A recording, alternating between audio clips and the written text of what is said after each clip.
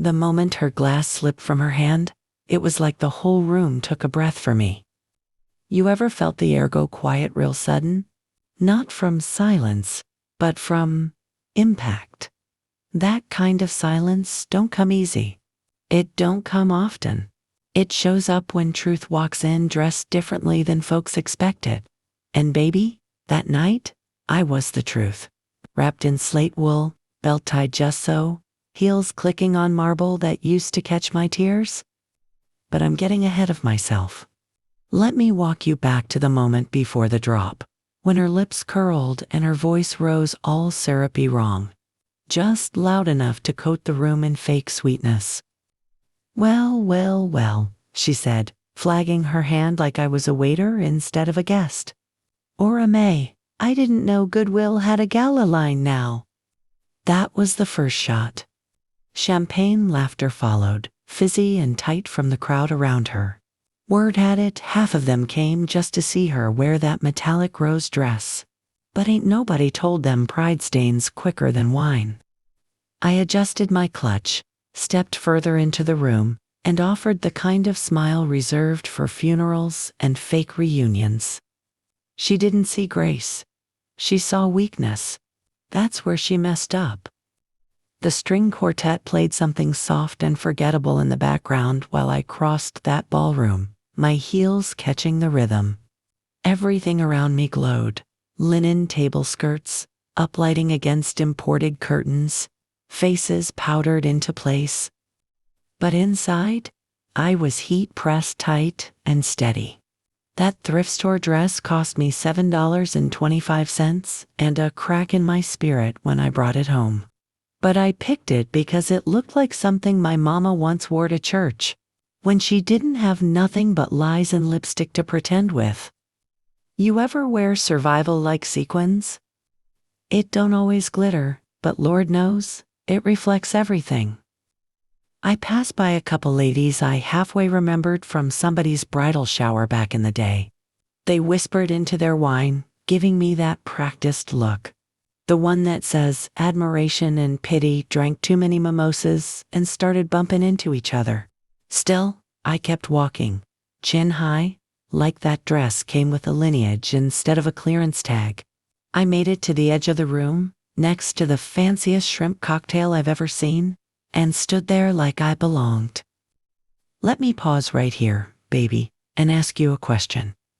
What do you do when you walk into a room where people already decided who you ain't? Have you ever stood in a place you prayed to be in, only to feel like you ain't never left where you came from?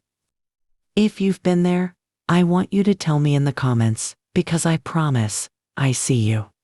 People love to say dress for the job you want, but they never tell you what to do when the dress talks louder than your resume. That night, my thrift store dress might have had loose threads, but it was stitched with legacy. Tasha didn't care about that. She cared about optics, about maintaining her chokehold on this little corner of southern sparkle where folks still judged God's mercy by the make of your purse and how your hair laid in humidity. And baby, mine was frizzed and free that night, wrapped in emerald fabric I'd had since Obama's first term. Tasha C. had always been the kind of girl who knew how to weaponize a compliment. "Oh, I'm so glad you could come," she said, walking toward me, glass in hand, smile sharp. I raised my brows but held my tongue. That's growth right there.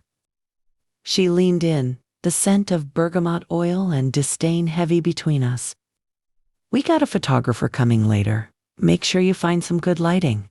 She tugged gently at my sleeve, the hem of my, let's call it what it was, outdated dress. Some fabrics shine under a flash, others reveal things. And just like that, a photographer walked by. She waved him off like she didn't want proof of me near her orbit. I didn't flinch, just looked her dead in the eye. That moment, something old in me stood up. "Don't worry," I told her, calm as a mother folding Sunday napkins. "I shine all on my own." That's when she blinked. Big. Like I'd stepped back onto a chessboard, She forgot she wasn't the only one playing. But she laughed it off, of course. Always on stage. Y'all hear this? Ora Mae got comebacks now? Look at God. One of her friends giggled like secondhand cruelty was contagious. That would have been the end of it. But then I turned toward the bar to get away, and I heard her call out from behind me, clear and proud. Make sure they don't start charging at the door, now. We got Rolls Royces on both ends of the parking lot. Can't have folks thinking we let anybody in here. And baby, that one? That hit. Not just for me, but for the two servers who paused mid-tray pass. Pretending not to register that line was meant for somebody who walked instead of validated. Sometimes God don't speak through lightning. Sometimes he just lets a glass fall at the perfect moment. Because, not 5 minutes later, that valet boy, the young one with a nervous smile and curly head that looked like somebody's southern nephew, walked through the double doors, holding keys raised high. "Ma'am," he called out, his voice just above the music. Who had the silver Rolls Royce Phantom with the Jeremiah 29:11 plate frame? The room paused. Tasha turned to look instinctively, 'cause truth be told, back in high school, her dream was to marry into a car like that. I waited a breath, then raised my hand, slow, clear, steady. The same hand she'd pulled at earlier like it didn't deserve to wear anything but bleach and bills. The keys glinted in the light. The bag that matched the car rested softly on my arm. And her grip slipped. That champagne flute, still sweating from the chill, tumbled from Tasha DuVernay's hand in perfect slow motion. It hit the marble near my foot, scattered, and folks gasped a little like they wasn't sure if to laugh or just breathe quiet. I didn't move. Just looked at her where she stood. And I said, barely above a whisper, "Guess some fabrics reflect, and some glass shatters easy. Now pause with me again. Because I know what you thinkin'. Who bought Ora Mae a Rolls Royce? Where did this elegance come from? Outta nowhere. And if she had all that, why in the world did she show up in that thrift store dress? Baby, you better ask. That's where the story lives. Let me take you back, way back, before the car, before the sparkle, before I understood that some of God's greatest gifts come wrapped in embarrassment. Let me show you what it cost to get me to that moment. Before there was a key, there was a knock. The kind of knock that comes real early on a Tuesday morning, when you still got your bonnet on and your hope hanging off the side of the bed. 3 years before that party, I was living in a rental apartment next to a woman who played gospel too loud and a man who argued with his TV. The laundry room light kept blinking like doubt, and the fridge hummed louder than my peace. That day, I'd just gotten home from my third client's house, aprons still pressed with someone else's meal smells. I was tired. Not tired like sleep. Tired like cracked. Like something between my shoulder blades had been holding up too much for too long. And then came the knock. Not the doorbell. The knock. That rhythm that says bill collector or bad news. I opened the door slow, and there she was again. Tasha, with her hair all blown out and her voice set on pretend. "Ora girl," she said. "I thought maybe you'd be resting, but I brought you something." She shoved a bag into my hands. Inside, a used outfit. Cocktail dress, bright and floral. I wore it once. Maybe you could use it. I just saw your name on the guest list for Gwen's party. I stared at the bag. She wasn't helping me. She was planning my spectacle. She knew I couldn't afford new. She knew that kind of party came with silent judgment and shiny lighting. But she didn't know what I was made of. That night, I sat on my twin mattress with $3.31 in my purse. peanut butter crackers beside me, and a thrift store app on my phone. I scrolled till I found it. A dress someone had uploaded that morning, tag still on. $7.25. Cream colored. Boat neck.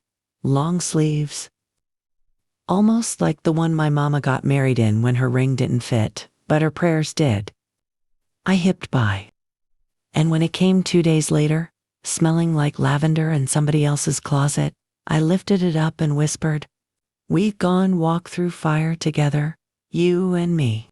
I wore that dress not to hide my status, baby, but to honor it. Don't confuse tarnish with testimony. But back to that night 3 years later. After she dropped her drink and the whisper spread like erosion, I didn't smirk. I didn't fix my face to one-up her. I just turned, walked toward the valet. The music swelled behind me with fake violins and loud silence. Y'all might be wondering, what's it feel like to be underestimated in public, then rise? Feels like breath after drowning. Like satin after thorns. But the truth is, it don't come easy. It comes after pain. Let's rewind even further. 4 years before that party, my bank account went negative after I loaned Marcus some money he swore he'd pay back by Friday. He didn't. Light bill bounced. Groceries bounced with it. So I took my ragged old vacuum and knocked on doors. That first week I made $40 and an invitation. Invitation to a different kind of party? A pity one.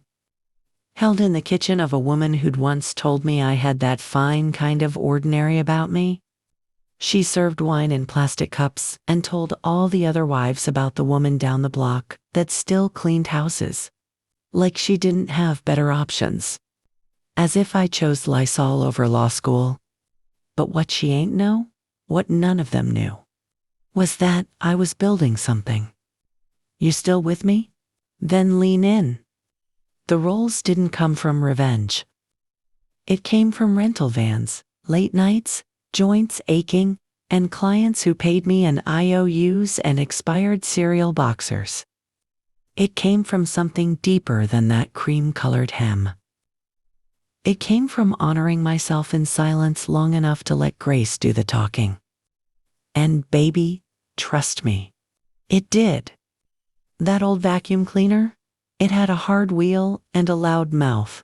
Every time I dragged it across somebody's tile, it let out a sound like it was testifying. Folks would pretend not to hear it, but inside, I knew. I knew they were counting every second I was in their house. Like blessings got a stopwatch. One lady, real estate broker with tight curls and tighter lips, used to leave instructions taped to the fridge. Big bold letters, underlined. Don't forget baseboards. Use gloves, not hands. Double check shelves. And once, she even wrote, "Stay out of the living room. Clients can sense desperation." I still remember that day. I'd woken up with a stress migraine, no breakfast, and Caleb's college emailed me a reminder that tuition was due in 12 days. But I still went to clean. Still followed that list. Still smiled when she waved at me from her BMW, pretending I was part of the scenery and not the story. You ever been treated like wallpaper in a life you're fighting to decorate? That's a different kind of ache. That's the kind of silence your soul don't forget. About that time, I remember visiting Aunt Shine. You know she always been my lighthouse.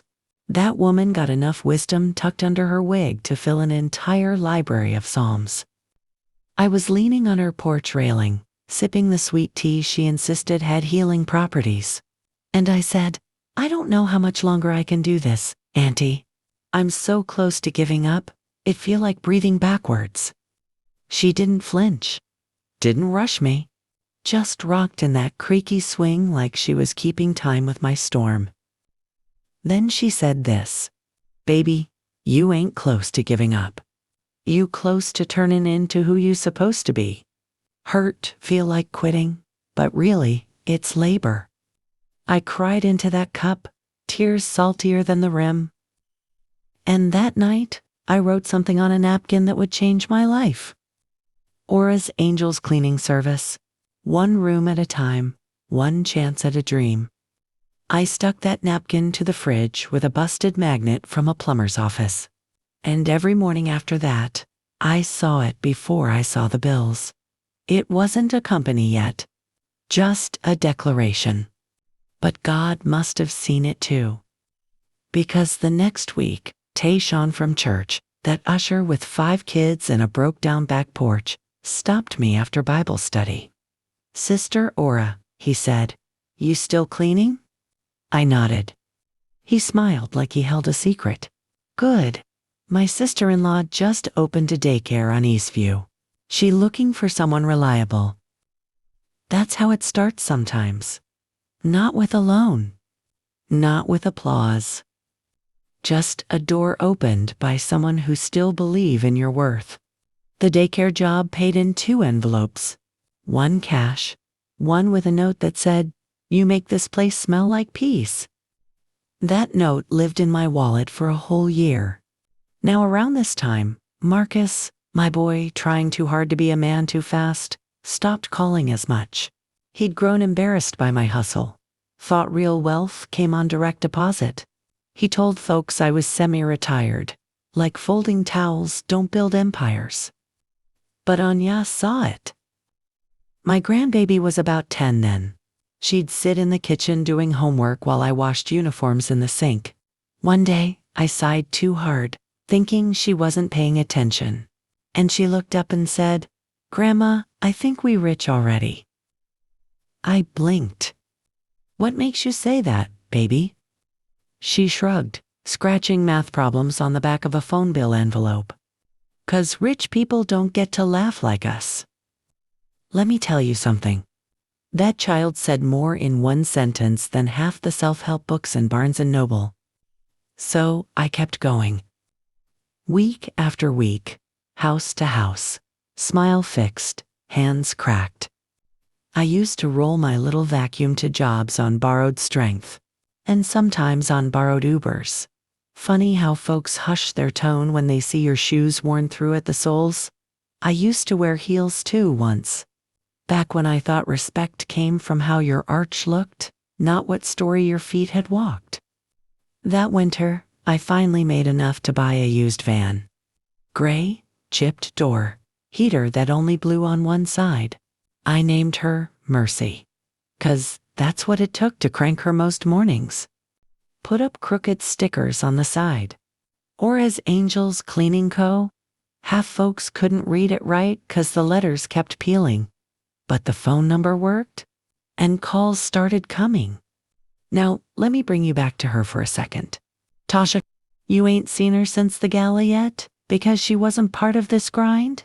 See, the thing about folks like her, folks who mistake complicity for success, they disappear when you're building, then reappear when your invitation looks shiny. But long before she dropped that glass, she dropped something else. Her mask. It was 2 years before the party. I showed up to clean an older lawyer's office. Big building downtown. Late booking. Said he needed someone that night. I walk in and who do I see? Tasha? Not in a gown. Not in a spotlight. In a pantsuit too tight and eyes too tired. Sitting at a desk surrounded by papers, holding a baby monitor. She saw me and froze like she'd been caught.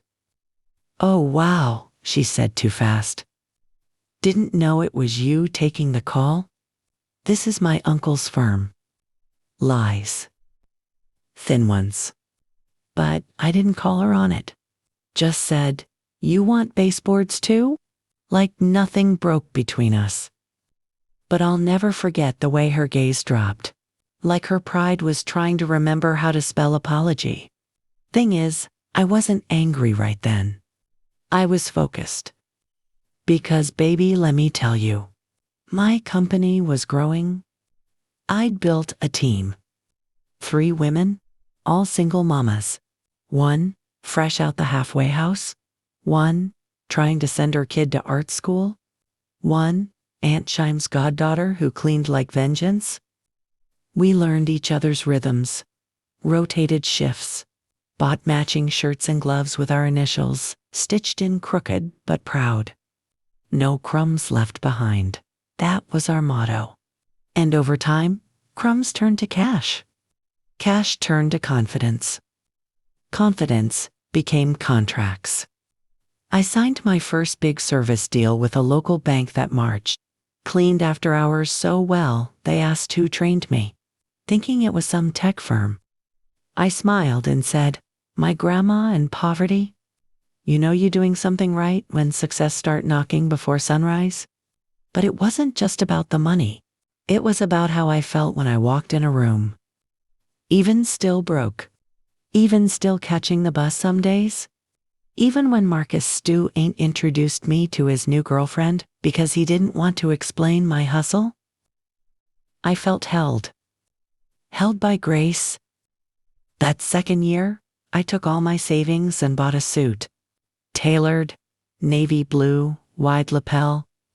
Wore it to a black businesswomen's luncheon hosted by the very same foundation Tasha once crowed about. And guess who was at the reception? Yup. Tasha? Makeup done. Smile loaded. Standing next to a local radio host. When she saw me, her lips parted just an inch, like she wasn't sure whether to wave or hide. I walked up, took her hand, shook it like nothing in the world was wrong.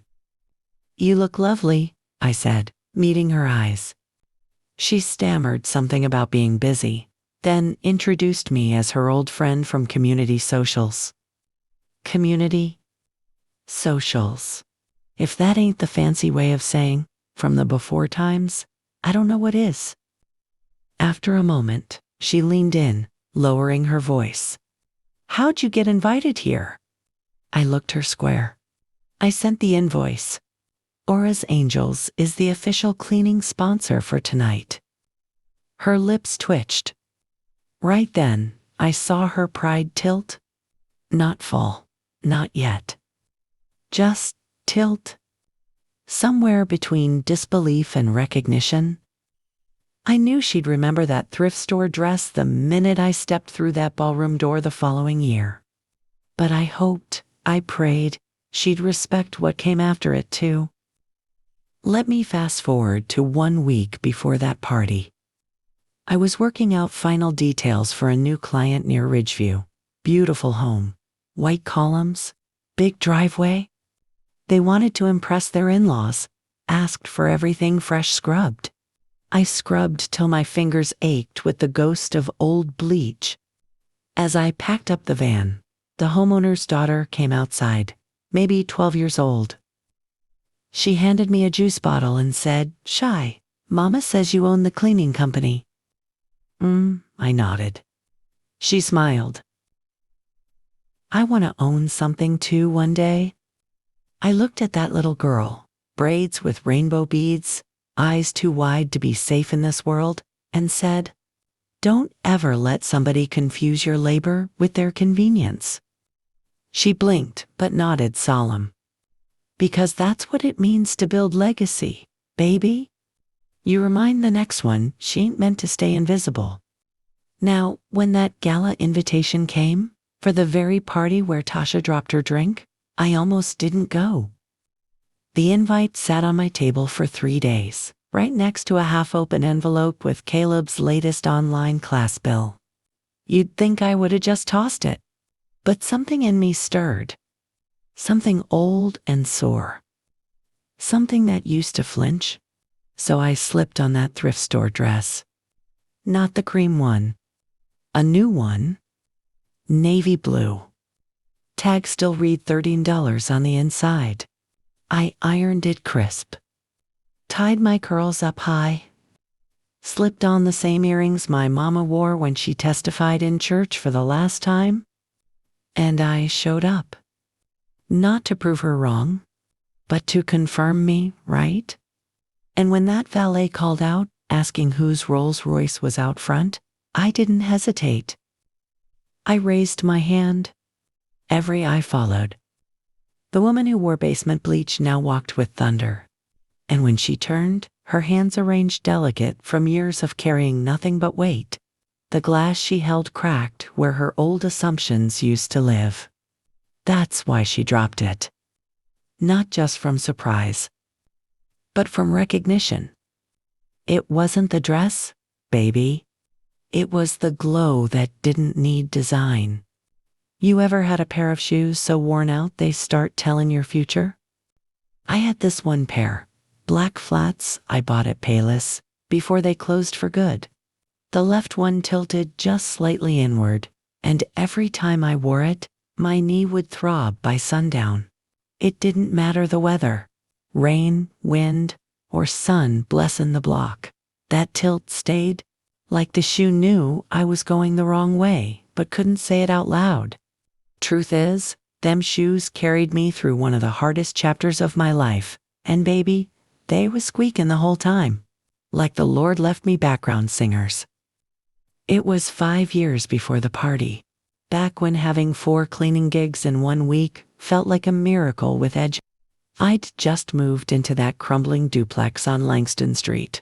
Windows wouldn't lock unless you jammed a knife in the sill, and the hot water flexed on and off like a teenager's attitude.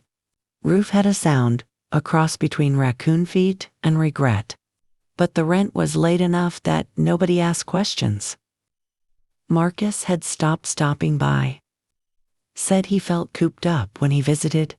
Told me once, "Ma, your whole place smelled like bleach and sacrifice." I knew he meant it to sound poetic, maybe even sympathetic, but it hit me like judgment in a good shirt. He never looked me in the eye when he said it. He was wearing a new chain that day, gold, thick, too bright for a man behind on car payments. He always dressed like he was 2 decisions away from success. But I know what hope on credit card debt smells like. Smells like sweat under cologne. Marcus said, "You should be resting, not working like this still." I almost laughed. Rest where? Rest how? I told him, "I'll rest when I don't jump every time I hear a mailbox close." But he wasn't hearing me. Not really. He kissed my cheek, pressed a folded 20 into my hand, and disappeared for 3 weeks. That was the same month Ania started having night terrors again. Poor baby'd wake up screaming from dreams she couldn't remember.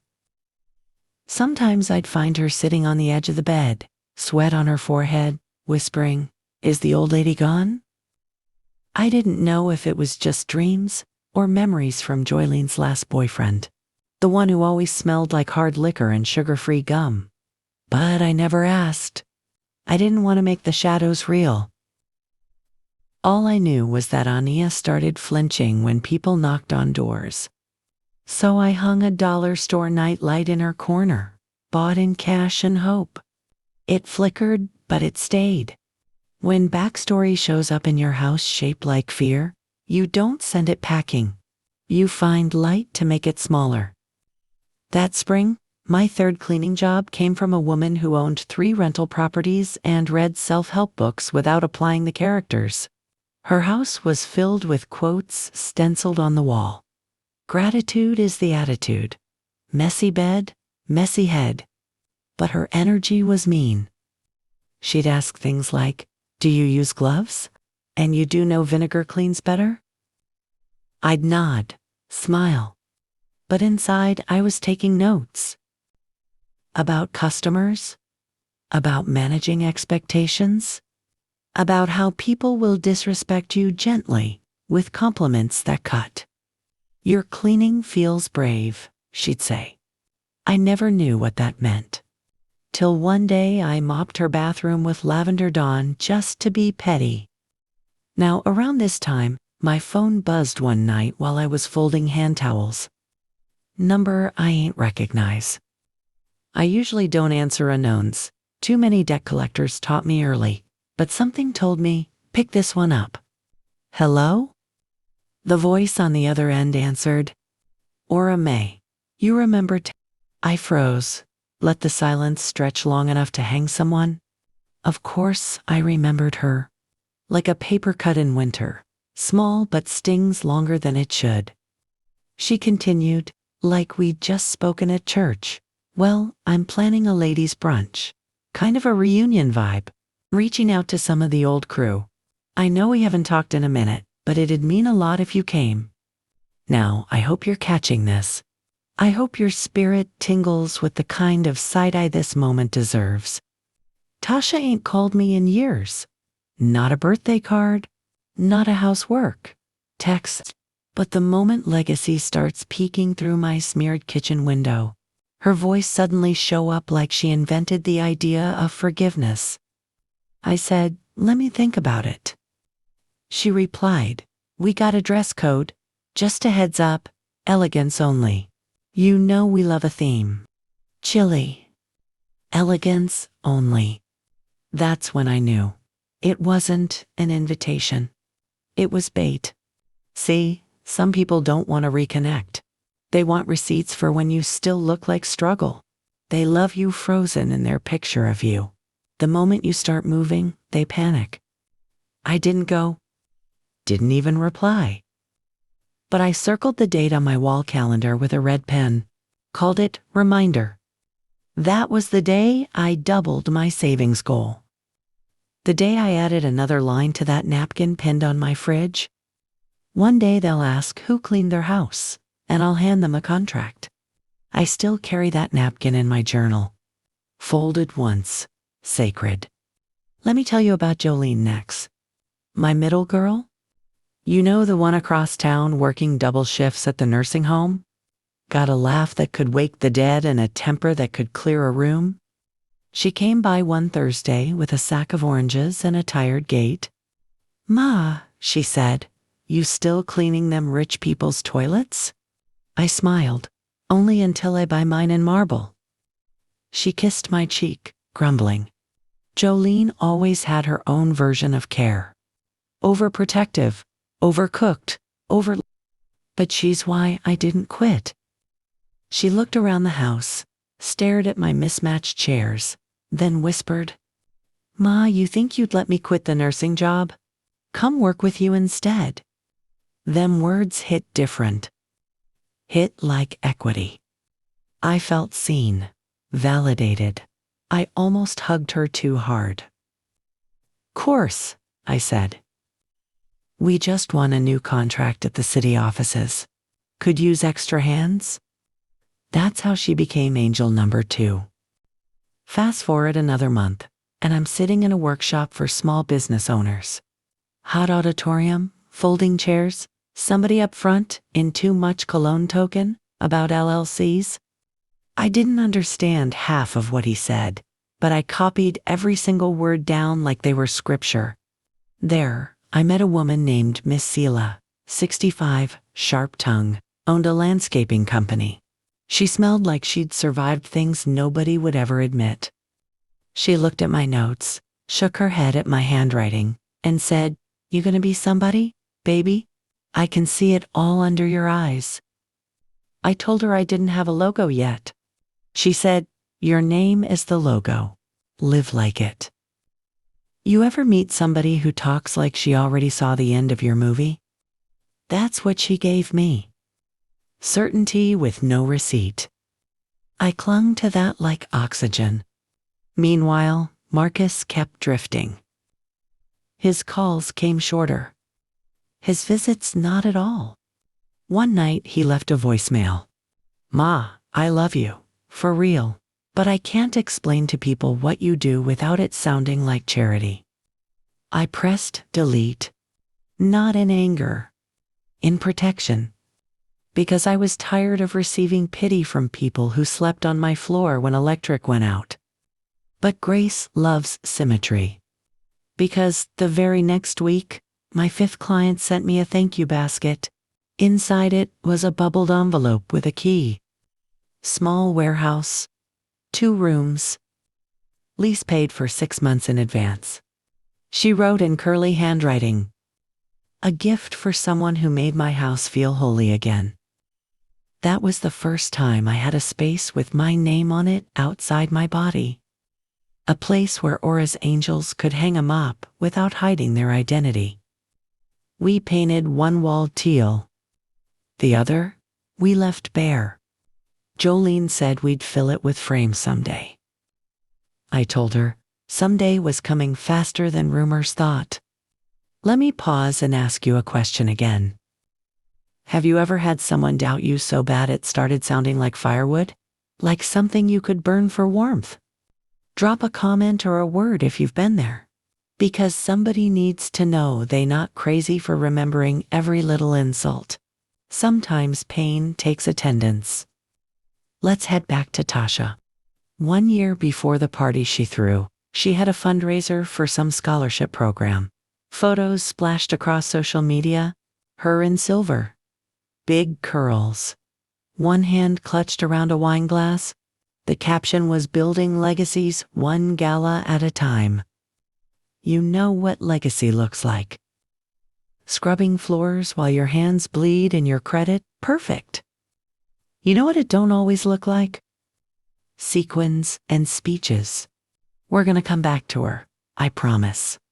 But for now, you need to see me sitting in that little teal office, watching the morning sun hit a mop handle just right, the silver glowing like it was proud of me.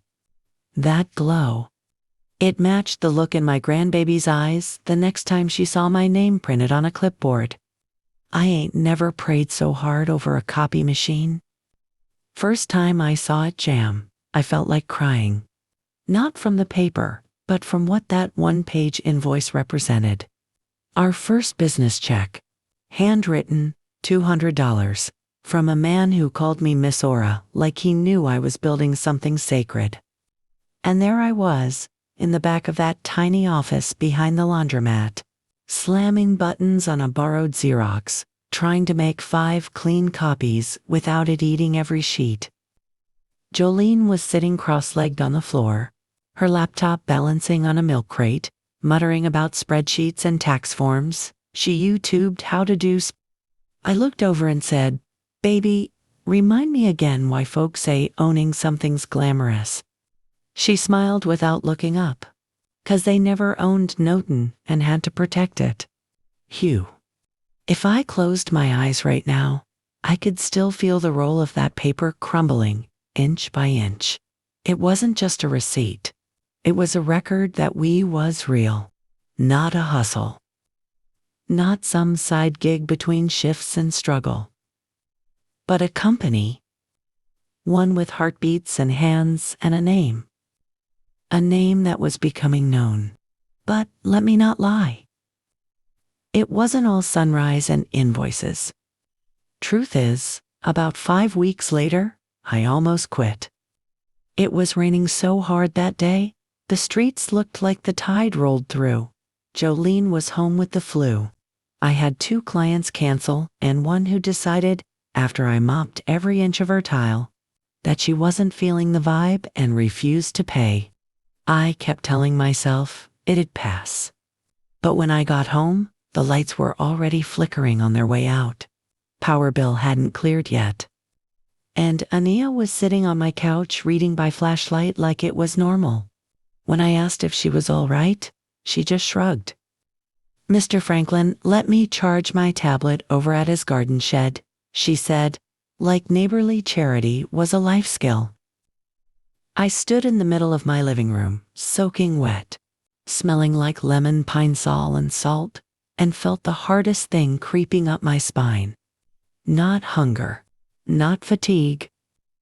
Doubt. Doubt that tasted like acid and old memories.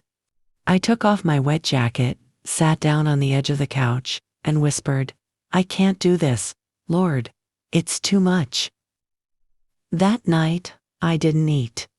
Not out of sacrifice, baby. Out of absence. There just wasn't anything left. I laid down, wrapped tight in my old throw, and stared at the ceiling while the wind howled like judgment trying to get in. And then, my phone buzzed. I checked it, hoping for something like grace. It was Marcus. Only 3 words. "Can I swing by?" I smiled, stupid, hopeful. Clicked like only a mama would respond, even in silence. Half an hour later, he showed up. Haircut fresh, sneakers spotless. He smelled like he'd just come from a girl too young to see through him yet. He hugged me, too fast. I fed him the last slice of budget bread I had and poured him a warm-up cup of black tea. "You good?" he asked. I lied, always. He leaned back like he was prepping himself. That's how I knew something was off. Then he said, "Ma, I need a cosigner." And right then, I felt the last candle in my chest flicker. Cosigner for what? He glanced down, rubbed his neck. A Mercedes. Not new, just certified used. I'm about to start managing a storefront downtown. He said that word, Mercedes, like it was a passport, like a car would suddenly make him respected. And here I was, sitting there in a house with no lights on, keeping warm by presence alone. I swallowed twice before answering. "Baby," I said quiet, "how are you managing stores and still asking your mama to help hold the pen?" He frowned. So I continued. "I give you time, I give you rides. I've given you rent money, books, bail, and blouses for women I ain't even met. But I cannot give you my name for debt I can't carry." He stood faster than needed. "You don't believe in me." There it was. The sentence, that scratchy faith accusation sons pull when they think love means bending every no into a yes. "You should have worn pearls," he muttered, stepping back. I blinked slow. "What does that mean?" He gestured toward my sweatshirt. "You talk about building brands, but you still dress like laundry." And baby, I swear time stopped. If pain made a sound, it was the sigh that left my bones. He regretted it. I could see it. But the words were already loose. I didn't scream, didn't throw him out. Just stood up with my eyebrows raised and my pride checked in the closet. "You're gonna learn," I said soft. "That brand don't start in silk. It starts in integrity. And if that don't fit you, baby, don't try it on borrowing my name." He left without hugging me. Didn't call for 2 months. Sometimes, growing a business means outgrowing your own. I broke down that night. In the tub, lights still off. Warm water long gone. No music, no gospel, no phone. Just tears that stung because they came with no timeline attached. Ain't nobody warned me how lonely ownership feels at 2:17 a.m. when your baby boy got dreams bigger than his discipline, and you got dreams duct taped to your rib cage trying to keep breath in them. I cried so long the drain made an angry bubbling sound, like even it wanted out of the moment. But I got up anyway. I toweled off slow, wrapped that cracked throw around me like armor, and walked into my dark kitchen. In the fridge, barely lit by the generator, kicking in down the block, sat something I forgot. A pink sticky note. Started to curl at the edge. One of the first ones I ever wrote. It said, "Even if nobody claps, clean anyway." And I laughed. Not hard, just wide-mouthed with honesty. Because I realized I'd spent 20 minutes weeping about recognition and had forgotten the foundation was already there. I went to my desk, scraped together what cash I had, and used Marcus' borrowed bank login. Don't judge me to transfer enough out to pay the light bill. That broke the chain. That single act of reclaiming my peace in darkness. Next morning, the lights clicked back on. So did something in my chest. And that's when I decided we weren't just going to be a cleaning company. We was going to be a redemption center wrapped in uniforms. I took that dusty application I'd been scared to send in, the one for minority-owned business city funding, and I walked straight into the municipal center in my new $3 thrift store slacks and a blouse 3 shades whiter than my nerves. walked up to that tall white woman at the window and said, "Morning. My name is Ora Mae Taylor, and I would like to apply for my EIN and small business certification." She blinked behind horn-rimmed glasses. "Application fee is $65. I handed her the ugliest money I ever held. Crinkled, folded like survival cash, and smelled a little like onion rings I delivered the week prior for tip. She took it, filed it, stamped it, said, "Congratulations, Ms. Taylor. You're officially on record." On record. I walked out like I was on clouds. Phone buzzing from missed calls. Aunt Shine saying, "Baby, you glowing for what?" I told her, I just bought a cornerstone with $65 and 30 years of struggle. She just laughed, deep like thunder rolling on wood planks. "You better go ahead." That night, I updated the website Jolene built off a free blogging template. Added our new slogan right across the top. RS Angels, where work is grace in gloves. And you know what happened next? Nothing big. No confetti. No overnight TikTok story. Just peace. Steady and humble, like sleeping through the night. Like having enough gas to pick up Anya and stop for a snow cone without counting coins first. Like getting home and realizing you ain't flinched all day. That's what success looks like sometimes. Unpolished. Unbothered. But baby, when it walks in after you almost gave up, it glows with the kind of light bulbs don't make, and that's the glow that followed me into that ballroom months later. That's the glow she saw, the one that lived past the dress. The one that made her drop her drink. Some secrets don't sneak up on you. They walk in slow, wipe their feet, and sit real quiet in the corner, waiting for you to notice them. This one. It had been perched in my sunroom, drinking sweet tea and wearing a church hat, looking like politeness. But baby, when it stood up, I finally saw it for what it was. The week after I filed my paperwork and officially became owner, Ora Mae Taylor, things moved fast. Too fast. Bookings doubled, then tripled. Especially from one part of the city. Woodcrest Heights. You ever hear of it? Big houses, fresh driveways, names etched on mailboxes like titles, and suddenly they all wanted me. Wanted Ora's Angels. Wanted the company they said made homes feel less like hotels and more like blessings. I thought it was divine favor. Turns out it was something else. Around that time, Jolene was handling our onboarding calls. Marcus, begrudgingly, had started helping with deliveries. I still micromanaged. Couldn't help it. When you build something from mop water and maybes, you stay nervous till you see it walk straight. One afternoon, Jolene buzzed my cell. "Ma," she said, voice clipped, "do you remember a woman named Charlotte Briggs?" I froze. That name carried weight, like Thanksgiving plates or gravestones. "Why?" I asked. "She booked us. Paid double for a one-time deep clean. Said she got her number from Tasha Duvernay." Now, baby, right then, my stomach twisted like it had heard its own name in a fight.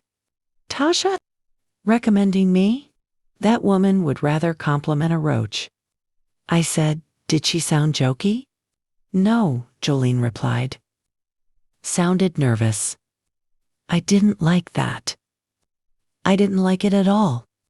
Because Charlotte Briggs wasn't just any old client. She was the woman who, 5 years earlier, let herself believe I'd stolen something from her condo. That whole memory came rushing back in like water slipping under the door. I'd cleaned her high-rise twice a month. She had white couches, gold bathroom fixtures, and rude orchids that died if you breathed wrong. First week of December, I came in, did my job, wished her a Merry Christmas. She called 3 days later, whisper-thin voice. Miss Ora, did you see a silver bracelet near the guest sink? I said no. She paused, then exhaled like the air owed her something. It's just funny that it went missing after you were here. She never said thief.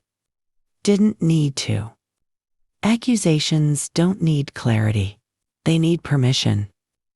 I told her to check under the sink. She never called back. Didn't pay for the last cleaning either. Left me waiting for a good faith that never returned. And now, here we were. Same woman. New tone. Jolene texted me minutes later. She added a generous tip. My blood stayed warm the rest of the day.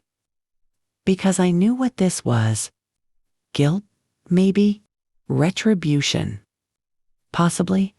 But the fact that Tasha had recommended me to her, that was the crack in the ceiling. Because baby, either that woman was finally converting to decency, or she was using me to polish a mess she made herself. Either way, I was gonna find out. The next day, I made an unannounced visit. Pulled up to the Woodcrest job without telling the team. I had no uniform on, just slacks, earrings, and my good sandals with the thin leather strap. I rang the doorbell. Sweet chime. House was too quiet. Tasha opened it. Oh yes, not Charlotte. Tasha, standing there in a button-down that probably costs more than my cousin Anita's wedding, with that same rehearsed smile she wore like jewelry. It slipped the moment she saw my face. Ora Mae, she stammered. I didn't know you were coming. I stepped inside. That's funny. You didn't know. Or you didn't expect me. Behind me, I heard tools shifting, vacuums humming. My girls were working somewhere deep in that hallway. But I wasn't here as boss. I was here as a woman who smelled a story trying to stay buried. She backed up, motioned toward the kitchen. How about some water? Sure, I said, folding my arms. But I want truth first. Charlotte Briggs called us. Said you recommended her. She turned her back, clinked glasses against marble counters. Taking her time like time didn't just walk in and sit down next to us. Finally, she said. People talk, Ora. They see your vans. I mitiv. Told a few folks you're working your way back into society. It's inspiring. I blinked. Back. She poured the water. You know what I mean. From where you were. Where was I, Tasha? She faltered. Hands trembled, ever so slight. You were always the strong one. I just thought, maybe giving you a few pithy referrals might help your profile. Pity. I nodded, slow. Let it settle in the air like dust across sunlight. Then I said, you want to know something funny? She looked. I took the glass of water, set it down, and said, one of your old clients reached out last week. He almost didn't hire us. Said a friend told him I used to be unreliable, untrustworthy. Her lips parted. No sound. So when he asked me for references, I continued. I handed him a portfolio.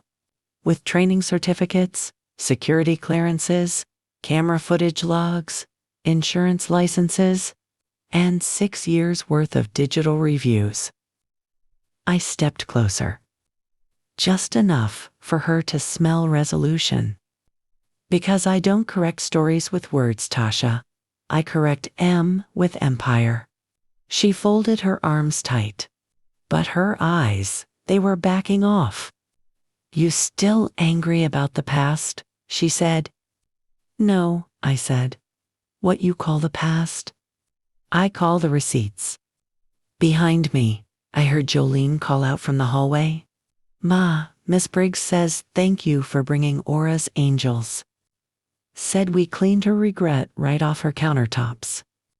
I didn't smile. I just left. Because silence can be a sermon if you walk away fast enough. That night, I sat on my porch and let the sound of summer bugs fill the gaps in my chest. I thought about every whisper that tried to detour me into darker rooms. I thought about what it means to be the woman folks invite. After they forget, they set fire to your name. Pain ain't always loud.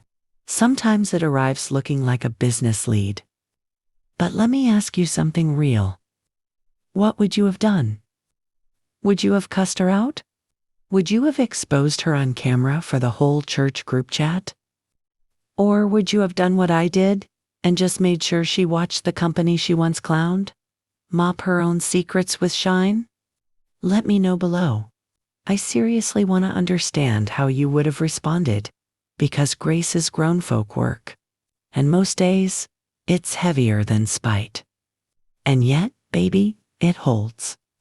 I should have known something was off with Beverly the moment she started volunteering to clean offices alone. Now, I'm not saying watch folks who offer help, but baby, there's a certain type of energy that steps up too quick, smiles too wide, and calls you boss lady too many times, with no real tone of respect behind it. Beverly joined the Angels 6 months after we got our commercial contracts. She came from Tarsha's circle. Not close, but enough that her last job overlapped with a few folks who used to whisper Ora like it still meant gossip. We gave her a chance. Same as anybody. That's our thing. We pour into women who are still learning how to stand. But grace, as sweet as it is, don't keep the receipts. The messy don't just disappear. Sometimes it leaves footprints in places you don't look until it's too late. See, for weeks, I'd been hearing rumblings. Clients requesting anyone but Beverly, documents getting misplaced, signatures that didn't match mine starting to pop up on things I hadn't authorized. I wanted to believe I was just over. But one Friday morning, Jolene burst into my office with a look I hadn't seen since her high school principal called about Marcus swinging at a football game. She handed me a tablet. Open the file. Inside, photos. Taken from the office security cameras. There was Beverly, in our uniform, sliding into a back room at Briggs Financial while the client was out, pulling out her phone, taking pictures of documents on a desk, fast and icy. My breath caught halfway up my chest. First thing I thought wasn't rage. It was disappointment. That part right under your ribs that whispers, we let her in. She was supposed to be one of the stories we saved, not the lesson we get burned by. I called her in that afternoon. Beverly wore that same practiced, neutral look, but her hands were twitching, nails unpainted, shirt wrinkled at the collar. I didn't raise my voice. Didn't pack the office with witnesses. Just me, her, and my grandmother's worn Bible sit-in on the side table between us. I need the truth, I said, plain as tea kettle steam. She blinked twice, then looked down. I wasn't trying to betray you, Beverly said. Tasha asked for info. She said it wasn't a big thing, just some surface stuff. Cleaning preferences, staffing levels. I didn't think. Of course you didn't, I said soft. She swallowed hard. Matter of fact, I said, standing up, most betrayals don't come from evil. They come from ego. Ms. Ora? You were gathering intel. On jobs Tasha helped line up. Feed in back info she could use to, what? Compete? Leverage? Destroy? I didn't mean. But you did do it. I pointed to the chair beside my desk. Sit down for 30 minutes. I want you to write down every single dollar we paid you. Every tip. Every hour we made sure you were picked up when your car didn't start. Every kindness. She sat silent. She leaned over, steady. Let's say you hand me the paper. All I need you to do is say it. Are you sure? Because loyalty demands more than just a few words. When she left, she whispered, "You built something too big." I got scared. The room was quiet, but I could hear the fear echoing off the walls. I didn't want to do this, but I had to. I didn't want to betray her, but I had to save face. So I just gave her one call. At her best friend's party, I didn't mention her online presence or the crew, just the one call. To a person I'd never meet or talk to. Your reputation has been tarnished, Tasha. Now it's time to make it right. That call felt like a punch to my face. Instead of working together, we had to rebuild our trust. That's when I called Marcus. As of next week, you're in charge of onboarding and background checks. I didn't expect this from you, she said softly. I think it's too much. I smiled back. Remember, the business isn't about us. It's about trust. It's about seeing past our differences. And we're all about proving people wrong. She nodded. We are in this together. Even Beverly's chair, empty as it was, felt like it nodded too. You can fall and keep shining. You just gotta know where you tilt it. Now, back at the office later that night, I sat with my tea cooling beside my phone, watching the cursor blink on an empty email draft. It was addressed to media@rosestatecharity.org. Subject line: Your legacy event should know this story. The draft sat unsent for 3 days. Because part of me still wanted her to learn without shame, to recognize the shadow she cast while waving. But then Ania came to me after school one afternoon. Hair frizzy from play, cheeks pink, shoes 2 sizes too small. She grinned like her whole soul smiled. Grandma, guess what I told the art teacher today? I raised my brows. She placed her hands on her hips, mimicking me. I said, my grandma owns cleaning companies. That's plural. So I shine because she did first. That's when I sent the email. Not to expose Tasha. To protect every girl who thinks dimming somebody else's bulb makes your spotlight sweeter. Because nobody's reputation deserves protection if it came from erasing someone else's light. The gala organizers replied in 12 hours. They called us. Not her. Asked if we would present. Not clean. Present. And baby, that's when I knew. They'd seen me. Not the thrift. Not the mop. Not the Rolls Royce. Me. You ever see thunder walk across a room without making a sound? That's what it felt like the day they called us for the panel. See, the Rose Estates Gala wasn't just an event. It was a spectacle. Black excellence, polished and powdered. Gold name tags, custom menus, big checks waiting for the cameras to click. Their email said, we'd be honored if Ora's Angels could share your impact story during our Empowering Women in Industry segment. I remember reading it on my porch swing, early morning light slicing through the blinds, my tea going cold on the windowsill. My eyes stuck to one line. Segment sponsored by Duvernay Development Corp. Tasha. Even when I wasn't thinking of her, there she was. It would be poetic to say I hesitated, that I took a moment to consider if being on stage with her would stir up bad waters. But baby, I didn't blink. I clicked accept. Because at a certain point, you stop worrying if the table is set with your favorite forks. You walk in and bring your own. The panel was scheduled for Saturday at 1 p.m., right between philanthropic innovators and the live violinists flown in from Georgia. Marcus was the one who booked the limo. Electric. Fully wrapped with Ora's Angels, grace in every space along the side. He ain't say much when I saw him standing at the curb waiting for us. But I caught him fixing his collar in the side mirror like it was the first time he saw himself in his own work. I slipped into that back seat, dressed in an almond-colored pantsuit, soft gold lining, and my mama's brooch pinned on the lapel. Jolene wore teal. Anya sat between us with her curls done and her nerves shaking so bad her hands wouldn't sit still. "You ready, baby?" I asked her. She nodded, biting her lip. "I'm ready to see you win." That's all I needed. The Gala ballroom was lit like judgment, and heaven got married, big chandeliers dropping down like earrings in a sanctuary. The moment we stepped in, the noise shifted. Not stopped.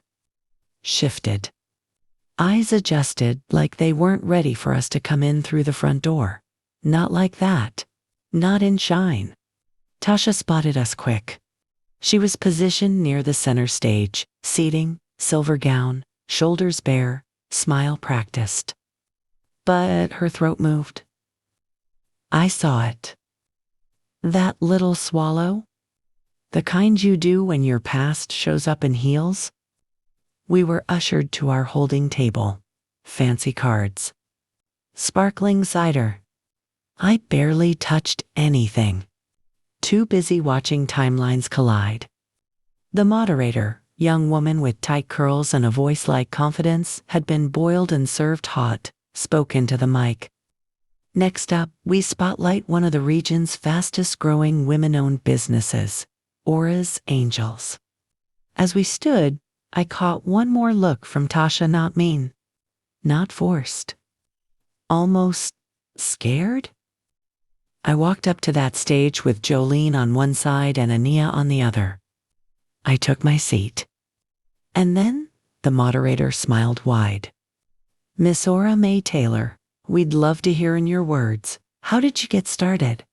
"Now, baby," the easy answer was, "I started cleaning because I had kids to feed."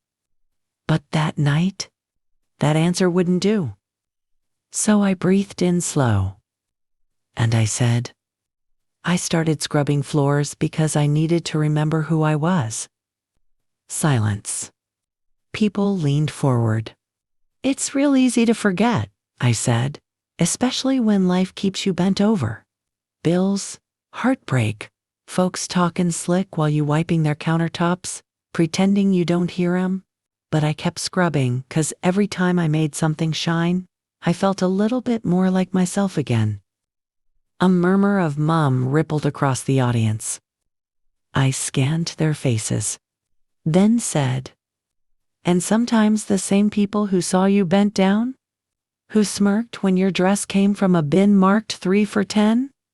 Sometimes those folks see you later in pearls and realize they never saw you to begin with." One woman in the back touched her chest. A man in a tailored suit turned pink and looked toward the floor. I wasn't talking to them directly, but they felt it. My eyes found Tasha, and she blinked fast. The moderator bit her lip like she wanted to testify. But I finished like I always do. We don't just clean rooms. We clean energy. We clean old memories. We clean the kind of dirt that lives in doubt. Applause rose like morning bread. Anaya squeezed my hand. Jolene mouthed, "That's how you do it, Mama." They tried to remove Tasha from the stage when she stood from her seat. She stood there. For a moment, she was about to leave. Instead, she approached the stage. Her microphone was ready for a closing, but the room caught it. It felt like a static energy in the air. Tasha began speaking without preamble. "Ora Mae, I was cruel to many people in high school, but there's one girl in particular who stood out. She came from a less privileged background and walked like royalty. I felt intimidated by her brightness." She turned to me. The audience held its breath. Tasha's voice trembled. "Ora, I apologize. It's not because I need it, but because you deserve it." The whole room held its breath. Tasha's eyes looked out at me. I'm sorry for not giving you anything better, and for hurting you. The whole space quieted, and clapping didn't follow right away. Instead, it stayed like a fog, and silence followed until it began slowly, full, like a thunder roaring from sleep. I didn't smile big, but I nodded. Tasha didn't need to perform forgiveness. It was in her bones long before the spotlight arrived. That night, her story caught the attention of reporters. In my living room, my shoes were off, and pin curls settled. My phone buzzed. It was from Marcus. "Ma, you did that." I looked at him, feeling cold against the truth. A city audit had found irregular awarding protocols, and they wanted to know if we were accountable. Jolene flustered when she saw the letter, but I didn't need anything more. This was about due diligence inquiries concerning fair awarding policies, and they were checking if we earned that civic janitorial contract fair and square. In the end, Jolene had gone beyond the text. She had shown me how true forgiveness can be, how powerful it can be, how it can come from a place of strength, not spite. People always scrutinize success. Marcus burst in, claiming retaliation. He delegated onboarding paperwork to Stephanie, who followed past procedures. Regret isn't fiery but silent.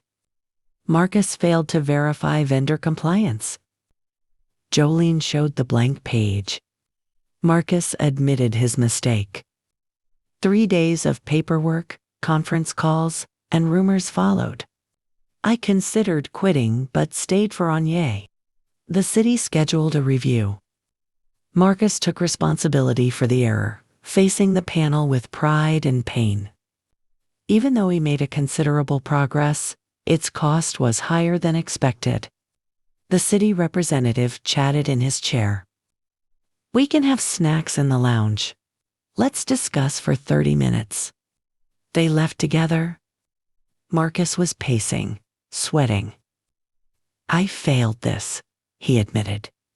"I pretend I'm ready, but look inexperienced." I leaned against the glass, trying to encourage him. "Sweetheart, you can change. What matters is what you protect, not just show." His jaw tightened. "You should have protected what we're building together. It's not achieved by me or anyone else alone." "I understand," I said. "This wasn't achieved by me either. We wanted to work together, and I don't want to break that." He drank water, then thought about it. "I don't know if I can trust you anymore." I smiled. "I don't trust you either, but we need to learn from each other." We entered the hallway. She grabbed a folder. Tasha had met, influencing some contracts in my favor. Marcus stared at her, unsure. "There are documents showing potential influence, not in my favor, but in yours."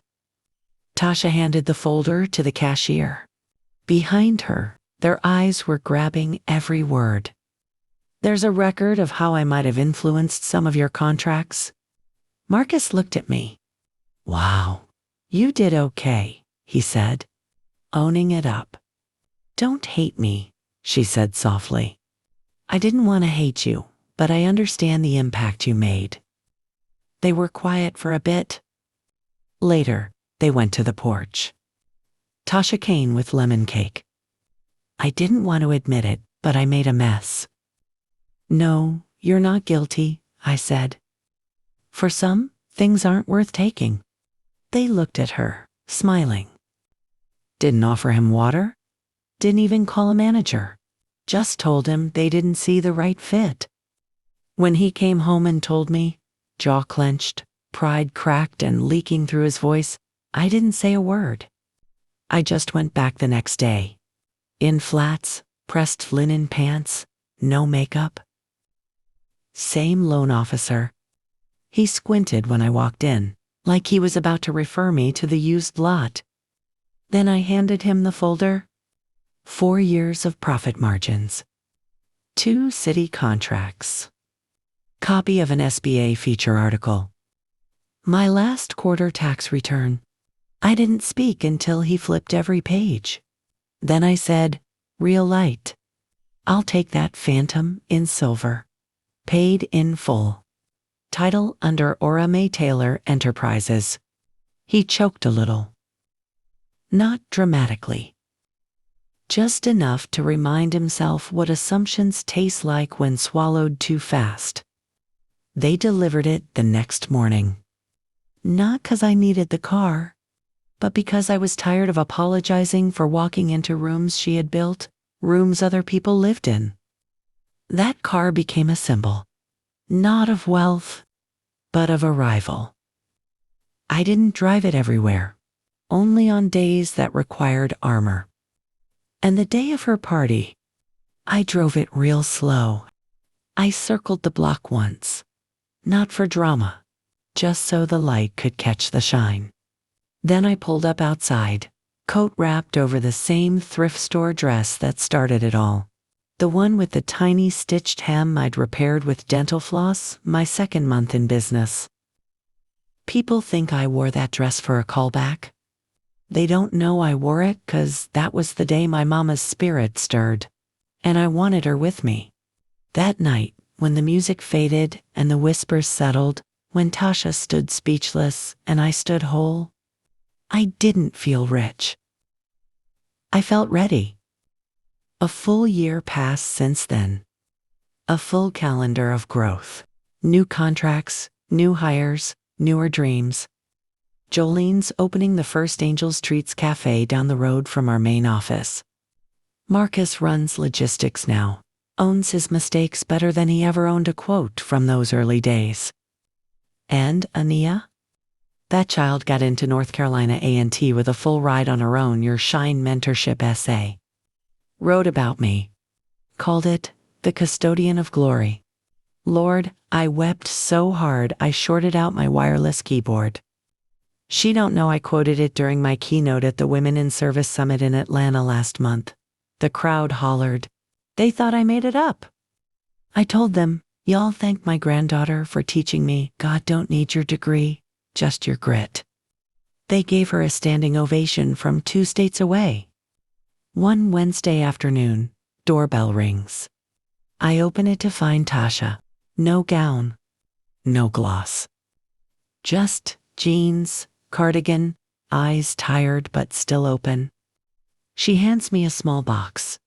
Inside, a photograph. Old Polaroid of the two of us from homecoming, 1992. I'm smiling wide, wearing a black hand-me-down dress. She's wearing red, still holding her crown in one hand. I remember that night, clear as day. Your mama took that picture, she said. I figured it should come home to you. Neither of us said sorry no more. Neither one needed to. She turned to leave, then paused. If you ever write a book, she said, include the part where I ain't deserve your kindness. I said, that's not my part to write. That's yours. She nodded. Walked down the steps slow, back straight. Still learning. Some stories end in applause. Mine ends in restoration. Now, I know some of y'all came looking for the mess, for the clapback, for the sip of revenge tea. But I'm gonna tell you this. Sometimes, winning ain't about the dress or the car. It's about walking back into a room that once crushed you, and not needing to prove a thing, just needing to shine on your own terms. Final note from me. If you're listening to this while folding laundry, or healing from something folks told you you'd never survive, know this. Your moment will come. And it might not look like a Rolls Royce or a Gala stage. It might just be peace. A rest so full, not even fear can pull the covers back. That's what legacy feels like. It ain't loud. It's lived. And baby, I'm living it. The porch been my sanctuary longer than I can remember. Long before the Rolls. before the Van Dykels, before the business cards with foiled lettering. Back when all I had was chipped nail polish, bills stuck to magnets on a dented fridge, a child on each hip, and a prayer in my throat that God heard me through the noise. Same porch swing. Same creak in the left chain. Same spot where Aunt Shine used to sit beside me with a butter knife in hand, smoothing the lies folks told me like she was scrubbing gossip off a casserole dish. Now, it's quiet. Ania sits where Shine used to. Feet tucked under her, curls pinned up in that twist pattern she learned from watching tutorials I'll never understand. She's not a baby anymore. She's becoming.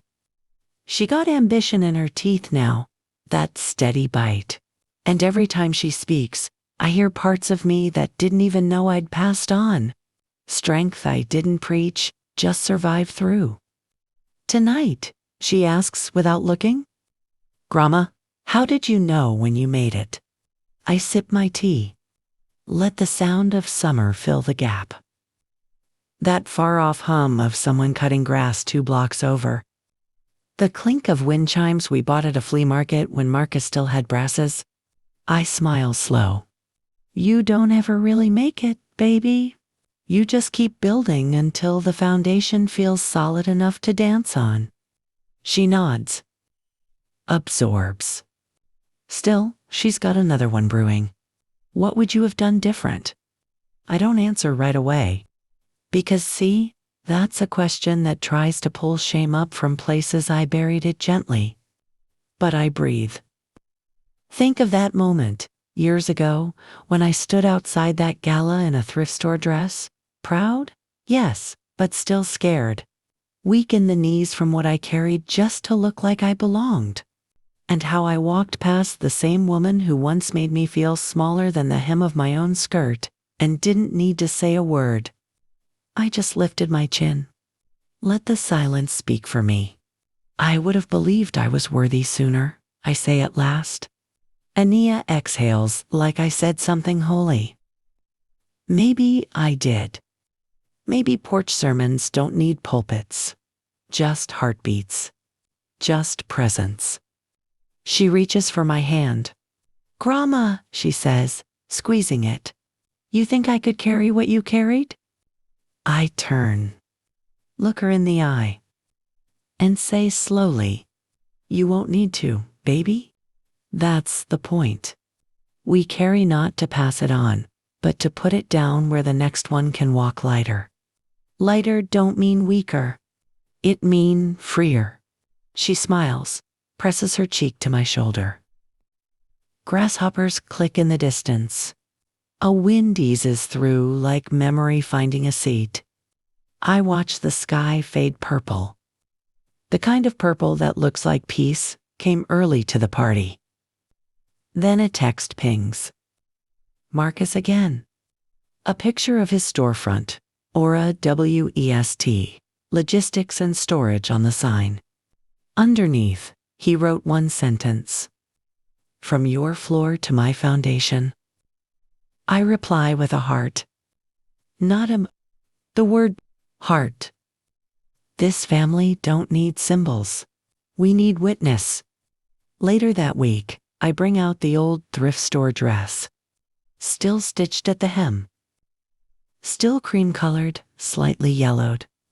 Anaya holds it up to the light like she's looking at scripture on fabric.